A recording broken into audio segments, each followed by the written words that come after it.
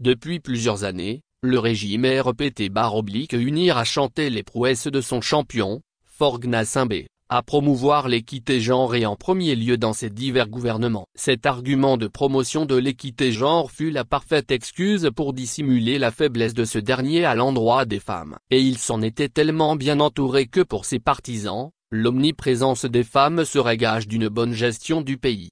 Le régime rpt/unir a publié la liste des membres de son gouvernement 8 octobre 2025 après avoir laissé le Togo en léthargie pendant près de 6 mois. Rien de nouveau dans ce nouvel ancien gouvernement, Faure Gnassingbé conserve sa petite minorité à une exception près, l'effectif des femmes est drastiquement réduit. Lire aussi, Togo. Monsieur le procureur des réseaux sociaux Talaka Mavama, c'est l'incompétence de votre régime qui met à mal la société togolaise.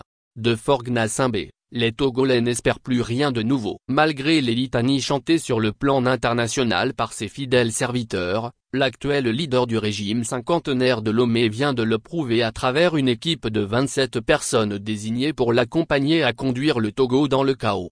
Il s'agit pour la grande majorité de ceux qui sont comptables du bilan catastrophique des 20 années de gouvernance de Faure Gnassingbé. Avertissement. Cependant, dans cette constance de médiocrité que dénote l'équipe rendue publique cette semaine, il y a ce qu'on peut qualifier de revirement du dictateur togolais.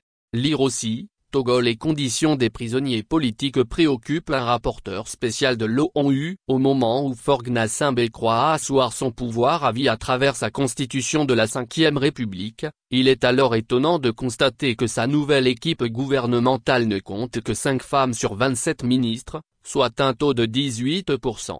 Pour s'être habituellement vanté à l'international, de mettre les femmes au premier plan dans la gestion des affaires du Togo, Faure Gnassingbé a-t-il subitement renoncé à cette supercherie? Il s'agit bel et bien d'une supercherie puisque le même régime promoteur des droits de la femme n'hésite pas à priver de jeunes enfants de leur mère, lesquels sont envoyés en prison pour avoir publiquement et librement exprimé leur désaccord de la gestion qui est faite de la cité. Lire aussi, Togo. Voici comment des spécialistes de droit mettent en pièces le chantage du procureur Talaka Mavama. Avec les manifestations que le Togo connaît en ces derniers jours, la répression à l'égard des femmes s'est accrue et la liste de détenus politiques ne cesse de s'allonger. Avertissement. La faible représentation des femmes dans ce gouvernement archaïque n'est pourtant pas anodine. Cette perte d'ardeur de Faure Gnassingbé à inclure beaucoup de femmes dans son gouvernement peut trouver son explication des guéguerres que celles qui y étaient entretiennent autour de lui. Elle peut également trouver son origine de la crainte du dictateur togolais de voir sa chute provenir des femmes. Lire aussi, Togo. Un panafricaniste qui rend compte au paternalisme occidental. Le Togo est-il sous mandat des Nations Unies? Étant donné que l'une de ses plus grandes phobies actuelles s'appelle Madame Marguerite Essosimna Nyakad, ancienne ministre des Armées et également intime à sa personne. Dans tous les cas et en dépit de ses peurs, Faure Gnassingbé conserve à ses côtés une certaine Sina Lawson à qui ce ministère de l'économie numérique est légué comme une propriété privée exclusive.